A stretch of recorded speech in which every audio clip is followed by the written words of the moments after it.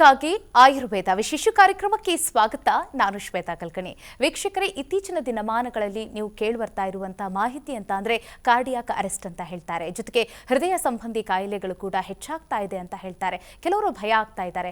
ಕೆಲವರು ಈ ಸಮಸ್ಯೆಗಳಿಂದ ಹೇಗೆ ಪಾರಾಗೋದು, ಪರಿಹಾರ ಏನು, ಅದರಲ್ಲೂ ಆಯುರ್ವೇದದಲ್ಲಿ ಸಮಸ್ಯೆಗಳಿಗೆ ಪರಿಹಾರ ಸಿಗುತ್ತಾ ಅನ್ನೋ ಒಂದು ದಟ್ಟವಾದಂಥ ಪ್ರಶ್ನೆಗಳನ್ನ ಇಟ್ಕೊಂಡು ಜನ ಕೂತಿದ್ದಾರೆ. ಸೊ ಹಾಗಾಗಿ ಇವತ್ತಿನ ನಮ್ಮ ಕಾರ್ಯಕ್ರಮದಲ್ಲಿ ಆಯುರ್ವೇದ ಹೃದಯ ಆರೈಕೆಯಲ್ಲಿ ಪರಿಣಿತಿ ಹೊಂದಿರುವಂತಹ ಡಾಕ್ಟರ್ ಸ್ಫೂರ್ತಿ ನಾಯಕ್ ಅವರು ನಮ್ಮ ಜೊತೆಗಿದ್ದಾರೆ. ಬನ್ನಿ ಅವರನ್ನ ಕಾರ್ಯಕ್ರಮಕ್ಕೆ ವೆಲ್ಕಮ್ ಮಾಡೋಣ. ಅವರಿಂದ ಸಾಕಷ್ಟು ಮಾಹಿತಿಯನ್ನ ಪಡಿತಾ ಹೋಗೋಣ. ಡಾಕ್ಟರ್, ಕಾರ್ಯಕ್ರಮಕ್ಕೆ ಸ್ವಾಗತ. ಡಾಕ್ಟರ್, ಮೊದಲನೇದಾಗಿ ಈ ಕಾರ್ಡಿಯಾಕ್ ಸಮಸ್ಯೆ ಯಾಕೆ ಬರುತ್ತೆ? ಹೃದಯದ ಕಾಯಿಲೆಗಳನ್ನೋದು ಯಾವತ್ತೂ ಕೂಡ ಸಡನ್ ಆಗಿ ಬರುವಂತಹದ್ದು ಬಹಳಷ್ಟು ರೇರ್ ಕೇಸಸ್ಸಲ್ಲಿ ಮಾತ್ರ. ಜನರಲ್ ಆಗಿ ಕಾರಣಗಳು ಅಂತ ನಾವು ಹೋದಾಗ ಆಯುರ್ವೇದ ರೀತಿಯ ಹೇಳೋದಾದರೆ ಇದನ್ನು ನಾವು ದೈಹಿಕ ಮತ್ತು ಮಾನಸಿಕ ಕಾರಣಗಳಂತ ಡಿವೈಡ್ ಮಾಡ್ಕೊಳ್ಬಹುದು. ಇದರಲ್ಲೂ ಕೂಡ ಆಹಾರ, ವಿಹಾರ ಮತ್ತು ಆಚಾರ ಅಂತ 3 ವಿಧವಾಗಿ ನೋಡೋಣ. ಆಹಾರ ಪದ್ಧತಿ ಅಂತ ಬಂದಾಗ ನಾವು ಬರೀ ಕ್ವಾಲಿಟಿ ಮತ್ತು ಕ್ವಾಂಟಿಟಿ ಆಫ್ ಫುಡ್ ಬಗ್ಗೆ ನಾವು ಹೆಚ್ಚು ತಿಳುವಳಿಕೆಯನ್ನು ಪಡೆದುಕೊಂಡಿರ್ತೀವಿ. ಬಟ್ ಆಹಾರ ನಾವು ಏನು ತಿನ್ನುತ್ತೀವಿ ಅನ್ನೋದ್ರ ಜೊತೆಗೆ ಹೇಗೆ ತಿನ್ನುತ್ತೀವಿ, ಯಾವಾಗ ತಿನ್ನುತ್ತೀವಿ ಅನ್ನೋದು ಕೂಡ ತುಂಬ ಇಂಪಾರ್ಟೆಂಟ್ ಆಗುತ್ತೆ. ಇದರ ಜೊತೆಗೆ ವಿಹಾರ ಅಂತ ಬಂದಾಗ ಎಕ್ಸಸೈಸ್ ಇರಬಹುದು, ನಮ್ಮ ದೈನಂದಿನ ಚಟುವಟಿಕೆಗಳು, ಟ್ರಾವೆಲಿಂಗ್ ಕೂಡ ಸೇರಿರುತ್ತೆ. ಇದು ವಿಹಾರದಲ್ಲಿ ಬರುತ್ತೆ. 3ನೇ ಕಾರಣ ಬಂದು ಆಚಾರ. ಇದು ವಿಶೇಷವಾಗಿ ಆಯುರ್ವೇದದಲ್ಲಿ ಹೇಳಿರುವಂಥದ್ದು. ಹೃದಯ ಮತ್ತು ಮನಸ್ಸು ಅವಿನಾಭಾವ ಸಂಬಂಧವನ್ನು ಹೊಂದಿರುತ್ತೆ. ಇದರಲ್ಲಿ ಎಸ್ಪೆಷಲಿ ಆಚಾರ ಅಂತ ಬಂದಾಗ ನಮ್ಮ ಎಮೋಷನಲ್ ವೆಲ್ಬೀಯಿಂಗ್ ಅಥವಾ ಮಾನಸಿಕವಾಗಿ ನಾವು ಎಷ್ಟು ಸದೃಢರಾಗಿದ್ದೀವಿ. ಇವತ್ತು ನಾವು ನೋಡ್ತೀವಿ ಎಲ್ರಿಗೂ ಒತ್ತಡ, ಉದ್ವೇಗ, ಅತ್ಯಂತ ಕೋಪಗಳು, ಎಮೋಷನಲಿ ಡಿಸ್ಟೆಬಿಲೈಸ್ ಆಗಿರುವಂಥದ್ದನ್ನು ನಾವು ನೋಡ್ತಿರ್ತೀವಿ. ಸೊ ಈ ಎಲ್ಲ ಕಾರಣಗಳನ್ನು ತಗೊಂಡಾಗ ಹೃದಯಕ್ಕೆ ಸಂಬಂಧಪಟ್ಟ ಕಾಯಿಲೆಗಳು, ಅದರ ಜೊತೆಗೆ ಹೃದಯಕ್ಕೆ ಸಂಬಂಧಪಟ್ಟ ಲಕ್ಷಣಗಳನ್ನು ನಾವು ನೋಡಬಹುದಾಗುತ್ತೆ. ಓಕೆ. ಈಗ ಹೃದ್ರೋಗ ಅಂದರೇನು ಮತ್ತು ಆಯುರ್ವೇದದಲ್ಲಿ ಹೃದ್ರೋಗದ ಕುರಿತಾಗಿ ಮಾಹಿತಿಯನ್ನು ಕೊಡೋದಾದ್ರೆ ಕಾರ್ಯಕ್ರಮದ ಆರಂಭದಲ್ಲಿ ಹೃದಯ ಅಥವಾ ಹೃದ್ರೋಗ ಅಂತ ಬಂದಾಗ ಹೃದಯ ಮತ್ತು ರಕ್ತನಾಳಗಳಲ್ಲಿ ಆಗುವಂತಹ ಸಮಸ್ಯೆಗಳನ್ನು ಒಟ್ಟಾರೆಯಾಗಿ ಹೃದ್ರೋಗ ಅಂತ ಹೇಳಬಹುದು. ಇದು ಜನರಲ್ ಡೆಫಿನಿಷನ್ ಆಗುತ್ತೆ. ಆಯುರ್ವೇದ ರೀತಿಯ ಹೇಳೋದಾದರೆ ನಮ್ಮಲ್ಲಿ ತ್ರಿದೋಷಗಳು ಅಂತ ಏನಿರುತ್ತೋ ಅವುಗಳ ವಿಕೃತಿಯನ್ನು ಹೊಂದಿ ಸಪ್ತಧಾತುಗಳಲ್ಲಿ ಒಂದಾದಂತಹ ರಸಧಾತು ಅಂತ ಒಂದಿರುತ್ತೆ. ಇದನ್ನ ವಿಕೃತಿಗೊಳಿಸಿದಾಗ ಈ ರಸಧಾತು ಹೃದಯಕ್ಕೆ ಹೋಗಿ ಅಲ್ಲಿ ಹೃದಯದ ಬಾಧೆಯನ್ನು ಉಂಟು ಮಾಡುತ್ತೆ. ಇದನ್ನೇ ನಾವು ಹೃದ್ರೋಗ ಅಂತ ಕರಿತೀವಿ. ಆಯುರ್ವೇದದಲ್ಲಿ ಹೃದ್ರೋಗದ ಬಗ್ಗೆ ಇದೆಯಾ ಅಂತ ಹೇಳೋದಾದ್ರೆ ಅದು ಒಂದು ಖನಿ ಅಂತ ಹೇಳಬಹುದು. ಆಯುರ್ವೇದದಲ್ಲಿ ಹೃದ್ರೋಗದ ಬಗ್ಗೆ ಸಾಕಷ್ಟು ಮಾಹಿತಿ ಇದೆ. ಗರ್ಭಾವಸ್ಥೆಯಿಂದ ಶುರು ಮಾಡಿ ಹೃದಯದ ಉತ್ಪತ್ತಿ, ಹೃದಯದ ರಚನೆ, ಕಾರ್ಯವೈಖರಿ, ಅನಾಟಮಿ ಮತ್ತು ಫಿಸಿಯಾಲಜಿ ಇವುಗಳಿಂದ ಹಿಡಿದು ಹೃದಯದ ಸ್ಥಾನ, ಹೃದಯದ ಏನೇನು ಇರುತ್ತೆ, ಇದರ ಜೊತೆಗೆ ಹೃದ್ರೋಗ ಅಂದರೇನು, ಇದನ್ನು ಹೊರತುಪಡಿಸಿ ಬೇರೆ ಅಧ್ಯಾಯದಲ್ಲಿ ಹೃದ್ರೋಗದ ಚಿಕಿತ್ಸೆ ಕುರಿತು ಸಹ ಮಾಹಿತಿ ಇದೆ. ಆಯುರ್ವೇದದ ಪ್ರಮುಖ ಗ್ರಂಥಗಳು ಅಂದರೆ ಕೇಳಿರ್ತೀರಿ, ಚರಕ ಸಂಹಿತೆ, ಸುಶ್ರುತ ಸಂಹಿತೆ, ಅಷ್ಟಾಂಗ ಹೃದಯ, ಅಷ್ಟಾಂಗ ಸಂಗ್ರಹ, ಇವುಗಳಲ್ಲದೆ ಬೇರೆ ಎಲ್ಲ ಗ್ರಂಥಗಳಲ್ಲೂ ಸಹ ಹೃದ್ರೋಗದ ಉಲ್ಲೇಖ ಖಂಡಿತ ಇದೆ. ಓಕೆ, ಈ ಹೃದ್ರೋಗದ ಬಗೆಗಳ ಬಗ್ಗೆ ತಿಳಿಸೋದಾದ್ರೆ ಜನರಲಿ ನಾವು ಕೇಳುವಂಥದ್ದು ಹೃದ್ರೋಗ ಅಂದ ಕೂಡಲೇ ಫಸ್ಟು ಬ್ಲಡ್ ಪ್ರೆಷರ್, ಮನೆಯಲ್ಲಿ ಯಾರಿಗೋ BP ಇದೆಯಪ್ಪ, ಕೊಲೆಸ್ಟ್ರಾಲ್, ಹೈಪರ್ಲಿಪಿಡಿಮಿಯಾ, ನಮ್ಮ ಮನೇಲಿ ಯಾರಿಗೋ ಕೊಲೆಸ್ಟ್ರಾಲ್ ಜಾಸ್ತಿ ಆಗಿದೆ, ಕಾರ್ಡಿಯೋಮಯೋಪಥಿ ಅಂತ. ಅದೇ ಆಯುರ್ವೇದ ರೀತಿಯ ಹೃದ್ರೋಗದಲ್ಲಿ 5 ವಿಧ ಇರುತ್ತೆ. ವಾತಜ ಹೃದ್ರೋಗ, ಪಿತ್ತಜ ಹೃದ್ರೋಗ, ಕಫಜ ಹೃದ್ರೋಗ, ಇವು 3 ಒಟ್ಟಾರೆ ಸೇರಿಕೊಂಡು ಆಗುವಂತಹ ಸನ್ನಿಪಾತದ ಹೃದ್ರೋಗ ಮತ್ತು ಕ್ರಿಮಿಜ ಹೃದ್ರೋಗ. ಆಯುರ್ವೇದದಲ್ಲಿ ಹೃದ್ರೋಗವನ್ನು ಹೊರತುಪಡಿಸಿ ಬಹಳಷ್ಟು ಬೇರೆ ಸಮಸ್ಯೆಗಳಲ್ಲೂ ಸಹ ಹೃದ್ರೋಗ ಮತ್ತು ಹೃದಯ ಸಂಬಂಧಿ ಲಕ್ಷಣಗಳನ್ನು ನಾವು ನೋಡ್ತೀವಿ. ತುಂಬ ಸಾಮಾನ್ಯವಾಗಿ ಹೇಳೋದಾದರೆ ಮೂಲವ್ಯಾಧಿ, ಪೈಲ್ಸ್, ಇವು ಎಲ್ಲರಿಗೂ ಸಹ ಗೊತ್ತಿರುವಂತಹ ಸಮಸ್ಯೆ. ಇದರಲ್ಲೂ ಸಹ ಹೃದಯಕ್ಕೆ ಸಂಬಂಧಪಟ್ಟ ಸಮಸ್ಯೆ ಬರುತ್ತೆ. ಬಹಳಷ್ಟು ಜನಕ್ಕೆ ಇದು ಗೊತ್ತಿರಲ್ಲ. ಇದಲ್ಲದೆ ಪಾರ್ಶ್ವವಾಯು ಅಥವಾ ವಾತಜ ವ್ಯಾಧಿಗಳಲ್ಲೂ ಸಹ ಹೃದ್ರೋಗದ ಉಲ್ಲೇಖ ಇದೆ. ಹೃದಯಕ್ಕೆ ಸಂಬಂಧಪಟ್ಟ ಲಕ್ಷಣಗಳಿದೆ. ಪಾಂಡುರೋಗ ಆಗಿರಬಹುದು, ರಕ್ತಹೀನತೆ, ಪ್ರಮೇಹ ಅಥವಾ ಸಾಮಾನ್ಯವಾಗಿ ಡಯಾಬಿಟೀಸ್ ಅಂತ ನಾವೇನು ಹೇಳ್ತೀವೋ ಇದರಲ್ಲೂ ಸಹ ಹೃದ್ರೋಗಕ್ಕೆ ಸಂಬಂಧಪಟ್ಟ ಲಕ್ಷಣಗಳು, ಹೃದ್ರೋಗವೇ ಆಗುವ ಚಾನ್ಸಸ್ ಇರುತ್ತೆ. ಓಕೆ, ಈ ಹೃದ್ರೋಗಕ್ಕೆ ಕಾರಣ ಏನಿರಬಹುದು? ಸೊ ಮೊದಲು ಹೇಳಿದ ಹಾಗೆ ನಾವೊಂದು ಜನರಲ್ ಆಗಿ ಆಹಾರ, ವಿಹಾರ ಮತ್ತು ಆಚಾರದ ವಿಧಿಗಳನ್ನು ನೋಡಿದ್ವಿ. ಇವತ್ತಿನ ಕಾಲದಲ್ಲಿ ಏನಾಗುತ್ತೆ, ಆಹಾರ ವಿಧಿ ಅಂತ ಬಂದಾಗ ಈ ತರಕಾರಿ ಒಳ್ಳೆಯದಾ, ಈ ಹಣ್ಣು ಒಳ್ಳೆಯದಾ, ಡ್ರೈ ಫ್ರೂಟ್ಸ್ ತಿನ್ನಲಾ, ಯಾವಾಗ ತಿನ್ನಲಿ ಅನ್ನೋ ಪ್ರಶ್ನೆ ಎಲ್ರಿಗೂ ಕಾಡುವಂಥದ್ದು. ಇದ್ರ ಜೊತೆಯಲ್ಲಿ ನಮ್ಗೆ ಏನಾಗುತ್ತೆ, ನಾವು ಯಾವಾಗ ಆಹಾರವನ್ನು ತಿನ್ನುತ್ತೀವಿ, ನಮ್ಮ ಒತ್ತಡದ ಜೀವನದಲ್ಲಿ ಆಹಾರ ತಗೊಳ್ಳಿಕ್ಕೆ ಸಮಯ ಇಲ್ಲದೆ ಇರಬಹುದು, ಹಸಿವೆ ಇಲ್ಲದೆ ತಿನ್ನುವಂಥದ್ದು, ಯಾವಾಗಲೂ ಊಟದ್ದೊಂದು ಟೈಮ್ ಅಂತ ಮಾಡ್ಕೊಳ್ಳುವಂಥದ್ದು ಇರುತ್ತೆ. ಇದು ಬಿಟ್ಟು ನಿಮಗೆ ವಿಹಾರ ಅಂತ ಬಂದಾಗ ಬೆಳಿಗ್ಗೆ ಎಷ್ಟೊತ್ತಿಗೋ ಹೇಳ್ತೇವೆ, ರಾತ್ರಿ ಎಷ್ಟೊತ್ತಿಗೋ ಮಲಗ್ತೇವೆ. ಇದು ಒಂದು ಕೆಟ್ಟ ಅಭ್ಯಾಸ. ರಾತ್ರಿ ತಡವಾಗಿ ಮಲಗೋದು, ಬೆಳಗ್ಗೆ ತಡವಾಗಿ ಏಳುವಂಥದ್ದು, ರಾತ್ರಿ ಮಧ್ಯಾಹ್ನ ಊಟ ಆದ ತಕ್ಷಣ ಮಲಗುವಂಥದ್ದು, ಅಥವಾ ಬೇರೇನೋ ಕಾರ್ಯದಲ್ಲಿ ಮಗ್ನರಾಗಿ ಊಟ ಮಾಡುವಂಥದ್ದು, ಟಿ ವಿ ನೋಡಿಕೊಂಡು ಮೊಬೈಲ್. ಮಕ್ಕಳಿಗೂ ಆ ಚಾಳಿಯನ್ನು ನಾವು ಬೆಳೆಸ್ತಾ ಇರೋದು ಒಳ್ಳೆಯ ಸೂಚನೆ ಅಲ್ಲ. ಹಾಗಾಗಿ ಸಣ್ಣ ವಯಸ್ಸಿನಲ್ಲೇ ಹೃದಯಕ್ಕೆ ಸಂಬಂಧಪಟ್ಟ ಸಮಸ್ಯೆಗಳು ಬರ್ಲಿಕ್ಕೆ ಶುರುವಾಗಿದೆ. ಇದಲ್ಲದೆ ನಾನು ಹೇಳಿದೆ, ಹೃದಯ ಮತ್ತು ಮನಸ್ಸಿನ ಸಂಬಂಧ ಅವಿನಾಭಾವ ಅಂತ. ಆಯುರ್ವೇದದಲ್ಲಿ ಹೇಳ್ತಾರೆ, ಮನಸ್ಸಿನ ಸ್ಥಾನ ಹೃದಯ. ಸೊ ಆದ್ರಿಂದ ಅತ್ಯಂತ ಒತ್ತಡ, ಉದ್ವೇಗ, ಕೋಪಗಳು ನಮ್ಮಲ್ಲಿದ್ದರೆ ಮುಂದೊಂದು ದಿನ ಅದು ಹೃದಯಕ್ಕೆ ಸಂಬಂಧಪಟ್ಟಂತೆ ಸಮಸ್ಯೆಗಳನ್ನು ಮಾಡೇ ಮಾಡುತ್ತೆ. ಓಕೆ ಡಾಕ್ಟರ್, ಈಗ ಹೃದ್ರೋಗದ ಲಕ್ಷಣಗಳು ಹೇಗಿರುತ್ತೆ ಅಂತ? ಸಾಮಾನ್ಯವಾಗಿ ನಾವು ನೋಡುವಂಥದ್ದು ಮೊಟ್ಟ ಮೊದಲನೇ ಲಕ್ಷಣ ಜನರಿಗೆ ಗಾಬರಿ ಉಂಟು ಮಾಡೋದು ಚೆಸ್ಟ್ ಪೇನ್ ಅಥವಾ ಹೃದಯದ ಭಾಗದಲ್ಲಿ ನೋವುಂಟಾಗುವಂಥದ್ದು. ಈ ನೋವು ಅಂದಾಗ ಇದರಲ್ಲಿ ಬಹಳಷ್ಟು ವಿಧಗಳಿವೆ. ಜನರಲ್ಲಿ ಚೆಸ್ಟ್ ಪೇನ್ ಅಂದ ಕೂಡಲೇ ಕೇವಲ ನೋವು ಅನ್ನೋದೊಂದು ಬಂದಿರುತ್ತೆ. ಆ ನೋವು ಅಂತ ತಗೊಂಡಾಗ ನಾವು ವಾತಜ ಹೃದ್ರೋಗದಲ್ಲಿ ಆ ನೋವು ಬಹಳಷ್ಟು ಚುಚ್ಚುವಂಥದ್ದಿರುತ್ತೆ, ಬಹಳಷ್ಟು ನೋವು ಹೆಚ್ಚಿರುತ್ತೆ, ಹಿಂಡುವಂಥದ್ದಿರುತ್ತೆ, ಯಾರೋ ಬಂದು ಗುದ್ದಿದ್ದ ಹಾಗಾಗತ್ತೆ. ಅದೇ ಪಿತ್ತಜ ಹೃದ್ರೋಗದಲ್ಲಿ ಈ ನೋವಿನೊಂದಿಗೆ ಸ್ವಲ್ಪ ಉರಿ ಇರುತ್ತೆ, ದಾಹ, ನೋವಿನೊಂದಿಗೆ ಏನೋ ಉರಿ ಆಗುತ್ತೆ, ಅಥವಾ ಟಿಂಗ್ಲಿಂಗ್ ಸೆನ್ಸೇಷನ್, ಅದು ಜೋಮು ಬಂದ ಹಾಗಾಗುವಂಥದ್ದನ್ನು ನಾವು ನೋಡ್ತೀವಿ. ಇದೇ ಕಫಜ ಹೃದ್ರೋಗಕ್ಕೆ ಬಂದಾಗ ಬಹಳಷ್ಟು ಭಾರ ಅನಿಸೋದು, ಅಂದರೆ ಹೃದಯದ ಭಾಗದಲ್ಲಿ ಏನೋ ದೊಡ್ಡ ಕಲ್ಲಿದೆಯೇನೋ ಅಥವಾ ಏನೋ ಭಾರವನ್ನು ಹೊತ್ತು ತಿರುಗಾಡುತ್ತಿದ್ದೀರಿ ಅನ್ನುವಂಥ ಒಂದು ಭಾವನೆ. ಸೊ ನೋವಿನಲ್ಲೂ ಇಂಥ ವಿಧಗಳನ್ನು ಆಯುರ್ವೇದ ಹೇಳಿದೆ. ಈಗ ಗ್ಯಾಸ್ಟ್ರಿಕ್ ಸಮಸ್ಯೆಗೂ ಕೂಡ ಕೆಲವೊಮ್ಮೆ ಎದೆ ಚುಚ್ಚುತ್ತಾ ಇರುತ್ತೆ, ಊರಿ ಬಂದಂಗೆ. ಹೌದು, ಬಹಳಷ್ಟು ಬಾರಿ ಏನಾಗುತ್ತೆ, ಗ್ಯಾಸ್ಟ್ರಿಕ್ ಅನ್ನೋ ಈ ಸಮಸ್ಯೆ ಜೀರ್ಣಾಂಗ ವ್ಯವಸ್ಥೆಯ ಒಂದು ಅವ್ಯವಸ್ಥೆ ಅಂತ ಹೇಳಬಹುದು. ಇದು ಬಹಳಷ್ಟು ವರ್ಷಗಳ ಕಾಲ ಇದ್ದರೆ ಮುಂದೊಂದು ದಿನ ಹೃದ್ರೋಗ ಕಟ್ಟಿಟ್ಟ ಬುತ್ತಿ.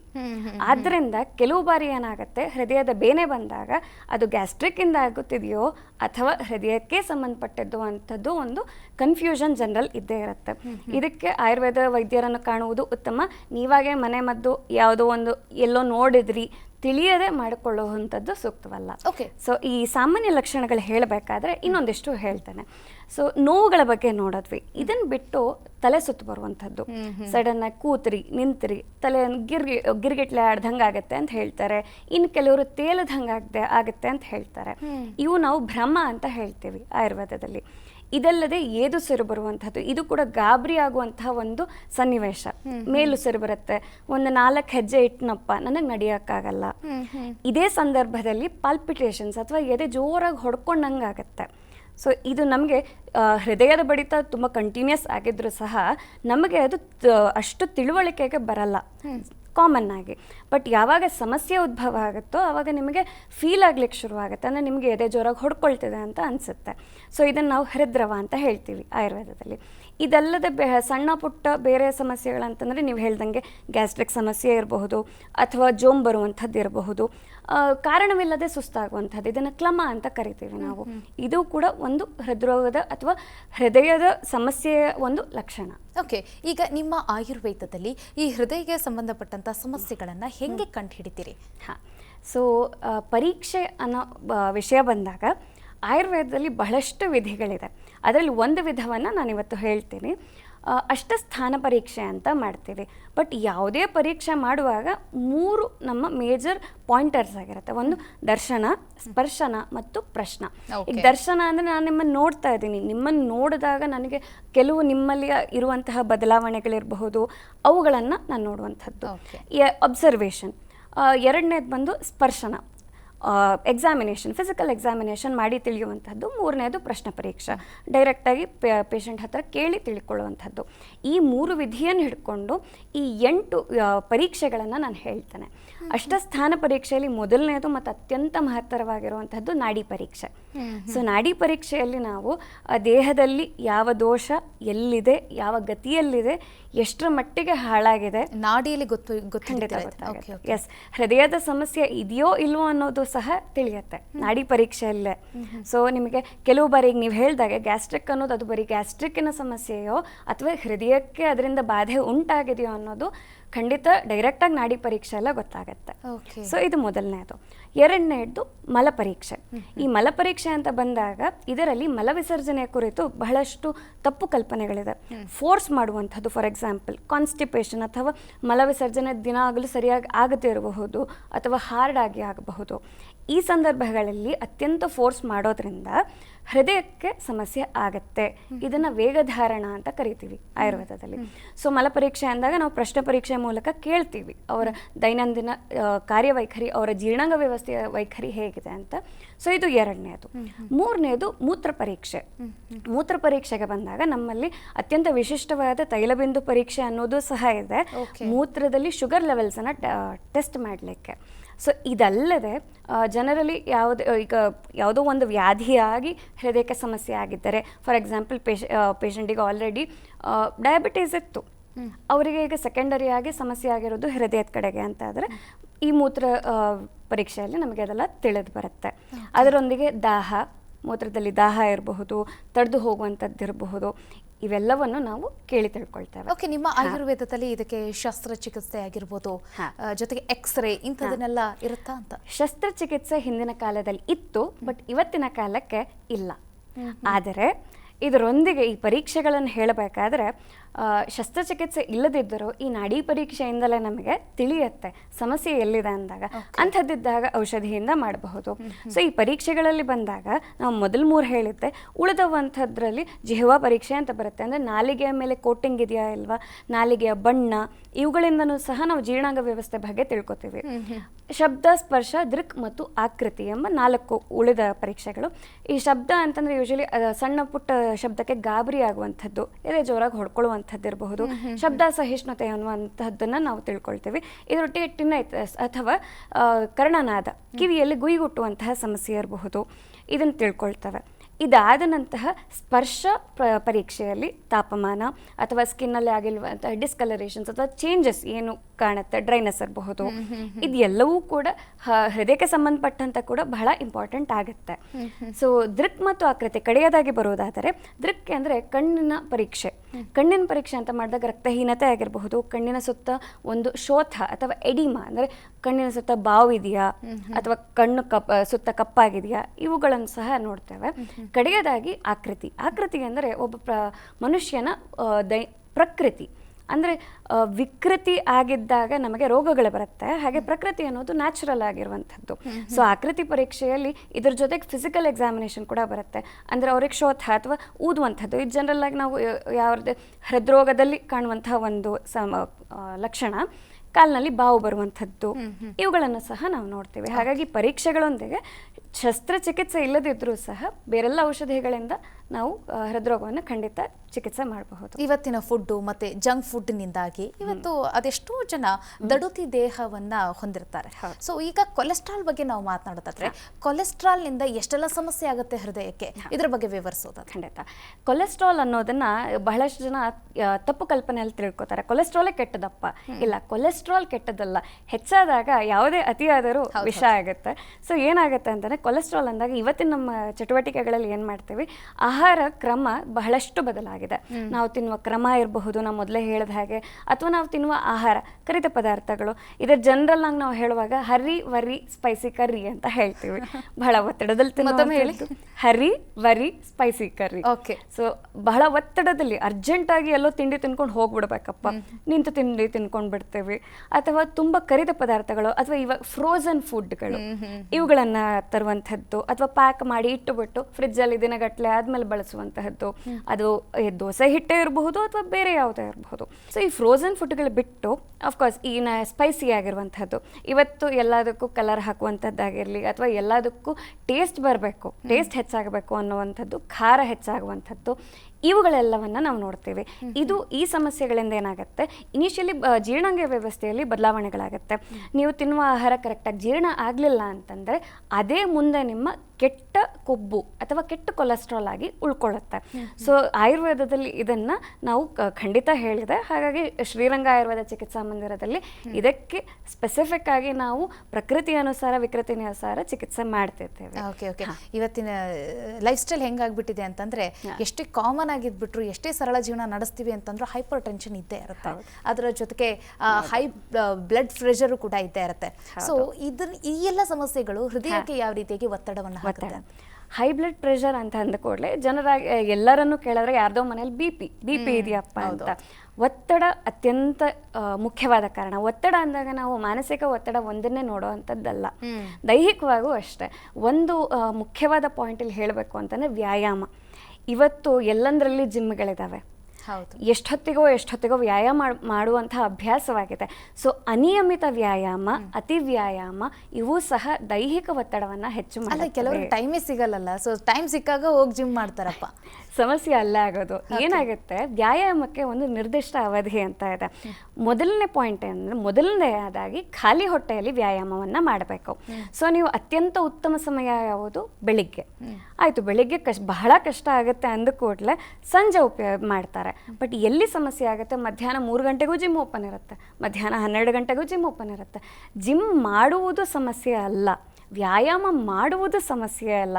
ನೀವು ಖಾಲಿ ಹೊಟ್ಟೆಲಿದ್ದೀರಾ, ನಿಮ್ಮ ಶಕ್ತಿಯಾನುಸಾರ ವ್ಯಾಯಾಮ ಮಾಡ್ತಿದ್ದೀರಾ ಅನ್ನೋದು ಇಂಪಾರ್ಟೆಂಟ್ ಆಗುತ್ತೆ.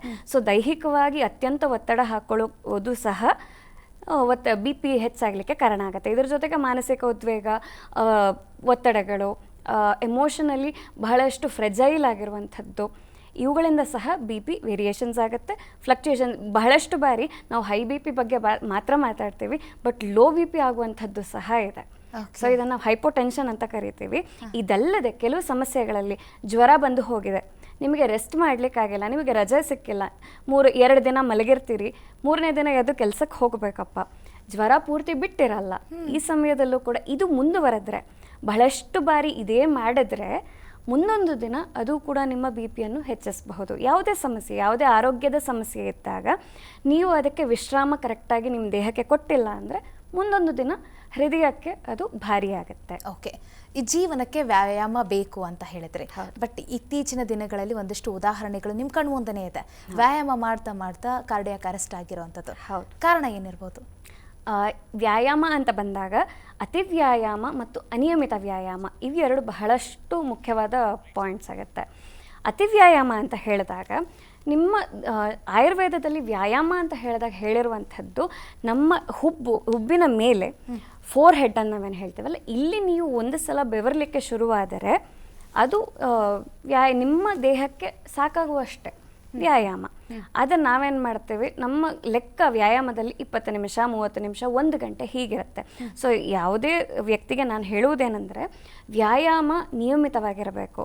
ಮತ್ತು ವಾರದಲ್ಲಿ 2 ದಿನ ಮಾಡಿದ್ನಪ್ಪ, 3 ದಿನ ನನಗೆ ಮಾಡೋಕ್ಕಾಗಲಿಲ್ಲ, ಅಥವಾ ಎರಡೇ ದಿನ ನಾನು ವಾರಕ್ಕಾಗುವಷ್ಟು ವ್ಯಾಯಾಮ ಮಾಡಿಬಿಟ್ಟೆ, ಹೀಗೆ ಮಾಡಬೇಡಿ. ವ್ಯಾಯಾಮ ಬೇಕು, ಆದರೆ ನಿಯಮಿತವಾಗಿರಬೇಕು. ಇದರೊಂದಿಗೆ ಯೋಗಾಭ್ಯಾಸ ಬೇಕು. ನೀವು ಯಾವುದೇ ವ್ಯಾಯಾಮ ಮಾಡಿದ್ರೂ ಅತ್ಯಂತ ಉತ್ಕೃಷ್ಟವಾಗಿರೋದು ಯೋಗಾಭ್ಯಾಸ. ಓಕೆ. ಆಯುರ್ವೇದದಲ್ಲಿ ಈ ಹೃದ್ರೋಗ ಸಮಸ್ಯೆಗೆ ಚಿಕಿತ್ಸೆ ಇದೆಯಾ ಅಂತ? ಹೌದು, ಆಯುರ್ವೇದದಲ್ಲಿ ಹೃದ್ರೋಗಕ್ಕೆ ಖಂಡಿತ ಚಿಕಿತ್ಸೆ ಇದೆ. ನೀವು ಯಾವುದೇ ಡಯಾಗ್ನೋಸಿಸನ್ನು ನಮ್ಮ ಬಳಿ ತಂದರೂ ಕೂಡ, ಅಥವಾ ನಿಮ್ಮದು ಯಾವುದೇ ರಿಪೋರ್ಟ್ ಇರಬಹುದು, ಶ್ರೀರಂಗ ಆಯುರ್ವೇದ ಚಿಕಿತ್ಸಾ ಮಂದಿರದಲ್ಲಿ 100% ನಾವು ನೋಡುವುದು ಆಯುರ್ವೇದ ರೀತಿಯಲ್ಲೇ. ಸೊ ನೀವು ನಮ್ಮ ಹತ್ರ ಏನೇ ತೊಗೊಂಡು ಬಂದರೂ ನಾನು ನಿಮ್ಮ ಪರೀಕ್ಷೆ ಮಾಡುವಂಥದ್ದು ಅಷ್ಟಸ್ಥಾನ ಪರೀಕ್ಷೆಗಳ ಮೂಲಕ. ಸೊ ಇಲ್ಲಿ ಏನಾಗುತ್ತೆ, ನಿಮಗೆ ಚಿಕಿತ್ಸೆ ಅಂತ ಬಂದಾಗ ನಮ್ಮಲ್ಲಿ ಔಷಧಿಗಳಿವೆ ಹಾಗೂ ಪಂಚಕರ್ಮ ಸಹ ಇದೆ. ಔಷಧಿಗಳು ಅಂದರೆ ಕಷಾಯಗಳಿರಬಹುದು, ಮಾತ್ರೆಗಳಿರಬಹುದು, ಲೇಹ್ಯಗಳು, ಘೃತ, ಫೋರ್ಟಿಫೈಡ್ ಘೃತಗಳಿರಬಹುದು, ಇವೆಲ್ಲವೂ ನಮ್ಮಲ್ಲಿ ಚಿಕಿತ್ಸೆ ಇದೆ. ಇಲ್ಲೊಂದು ವಿಶೇಷವಾಗಿ ಹೇಳಬೇಕೇನಂತಂದರೆ, ನಮ್ಮ ಬಳಿ ಯಾವುದೇ ರೋಗಿ ಅಥವಾ ಯಾರೇ ಬಂದಾಗ ವ್ಯಕ್ತಿ, ನಾವು ಮೊದಲು ನೋಡೋದು ಅವರ ಸಮಸ್ಯೆ ಹೃದಯಕ್ಕೆ ಡೈರೆಕ್ಟಾಗಿ ಸಂಬಂಧಪಟ್ಟಿರುವಂಥದ್ದ ಅಥವಾ ಬೇರೆ ಸಮಸ್ಯೆ ಮಿಮಿಕ್ ಮಾಡೋವಂಥದ್ದ ಅಂತ. ಸಮಸ್ಯೆ ಹೃದಯದಲ್ಲಿರಬಹುದು, ಮೂಲ ಹೃದಯದಲ್ಲೇ ಇರಬೇಕು ಅನ್ನೋದು ಇರೋದಿಲ್ಲ. ಸೊ ಮೂಲ ಎಲ್ಲಿದೆ ಅನ್ನೋದನ್ನು ನಾವು ಫಸ್ಟ್ ಗುರುತಿಸಿ ಅದಕ್ಕೆ ತಕ್ಕ ಹಾಗೆ ಚಿಕಿತ್ಸೆಯನ್ನು ಮಾಡ್ತೇವೆ. ಓಕೆ, ಈ ಹೃದ್ರೋಗದಲ್ಲಿ ಪಂಚಕರ್ಮ ಮಾಡಬಹುದಾ ಅಂತ? ಖಂಡಿತ ಮಾಡಬಹುದು. ಕೆಲವಾರು ಜನರ ಅಭಿಪ್ರಾಯ ಏನಂತಂದರೆ, ಸಂಹಿತೆಗಳಲ್ಲಿ ಹೇಳಬೇಕಾದ್ರೆ ಕೆಲವಷ್ಟು ಪಂಚಕರ್ಮ ಅಂದರೆ 5 ರೀತಿಯ ವಿವಿಧ ಥೆರಪಿಗಳು. ಅವುಗಳನ್ನು ಹೃದ್ರೋಗದಲ್ಲಿ ಅಯ್ಯೋ ಮಾಡಬಹುದೇನ್ರಿ, ಬಿ ಪಿ ಜಾಸ್ತಿ ಆಗಲ್ವೇ, ಕೊಲೆಸ್ಟ್ರಾಲ್ ಜಾಸ್ತಿ ಆಗಲ್ವೇ, ಸಮಸ್ಯೆ ಆಗಲ್ವೇ ಅನ್ನೋ ಪ್ರಶ್ನೆ ಬರುತ್ತೆ. ಖಂಡಿತ ಮಾಡಬಹುದು. ಪಂಚಕರ್ಮದಲ್ಲಿ ಯಾವುದೇ ಸಮಸ್ಯೆ ಇಲ್ಲದೆ ನಮ್ಮ ಆಸ್ಪತ್ರೆಯಲ್ಲಿ ಇದುವರೆಗೂ ಬಹಳಷ್ಟು ಜನರಿಗೆ ನಾವು ಮಾಡಿದ್ದೀವಿ. ಈವನ್ ಸ್ಟೆಂಟ್ ಆಗಿ ಬಂದವರಿಗೂ ಸಹ ನಾವು ಪಂಚಕರ್ಮ ಮಾಡಿದ್ದೀವಿ, ಯಾವುದೇ ಸಮಸ್ಯೆ ಆಗೋದಿಲ್ಲ. ಓಕೆ, ನೀವು ನೋಡ್ದಂಗೆ ಈ ಒಂದು ಆಯುರ್ವೇದದಲ್ಲಿ ಮತ್ತೆ ಹೃದ್ರೋಗ ಸಮಸ್ಯೆಯಲ್ಲಿ ಚಾಲೆಂಜಿಂಗ್ ಕೇಸ್ ಅಂದರೆ ಯಾವುದು? ಬಹಳಷ್ಟು ವ್ಯಕ್ತಿಗತವಾಗಿ ಬಂದಿದೆ. ಕೆಲವು ನಾನು ಹೇಳೋದಂದರೆ, ಒಂದು ಮಾತು ಕೇಳಿರ್ತೀವಿ ನಾವು, ಹೃದಯಕ್ಕೆ ಸಂಬಂಧಪಟ್ಟ ಹಾಗೆ ಅಯ್ಯೋ 15% ಅಷ್ಟೇ ವರ್ಕ್ ಮಾಡ್ತಿದೆಯಂತೆ, ಅಯ್ಯೋ 30% ಅಷ್ಟೇ ವರ್ಕ್ ಮಾಡ್ತಿದೆಯಂತೆ. ಇದನ್ನು ನಾವು ಇಜೆಕ್ಷನ್ ಫ್ರಾಕ್ಷನ್ ಅಥವಾ EF ಅಂತ ಕರಿತೀವಿ. ಎಕೋಕಾರ್ಡಿಯೋಗ್ರಫಿಯಲ್ಲಿ ಇದು ಬರುತ್ತೆ. ಸೊ ನಮ್ಮಲ್ಲಿ ಒಬ್ಬ ಫೀಮೇಲ್ ಪೇಷಂಟ್ ಬಂದಿದ್ದಾಗ ಅವರ ಹೃದಯ ಕೇವಲ 15ರಿಂದ 25% ಮಧ್ಯ ಕೆಲಸ ಮಾಡ್ತಾ ಇತ್ತು. ಒಬ್ಬ ವ್ಯಕ್ತಿಗೆ ಮಿನಿಮಮ್ ಆಗಿ ಅಂದರೆ 50% ಆದರೂ ಕೆಲಸ ಮಾಡಬೇಕಾಗಿರುತ್ತೆ.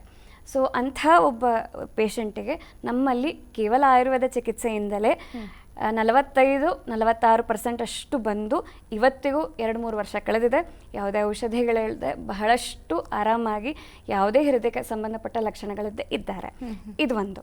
ಎರಡನೇದು ರಿಗರ್ಜಿಟೇಷನ್ ಅಂತ ಹೇಳ್ತೀವಿ. ಅಂದರೆ ಹೃದಯದಲ್ಲಿ ರಕ್ತ ಒಂದು ಕಡೆ ಯೂನಿಡೈರೆಕ್ಷನಲ್ ಫ್ಲೋ ಇರುತ್ತೆ.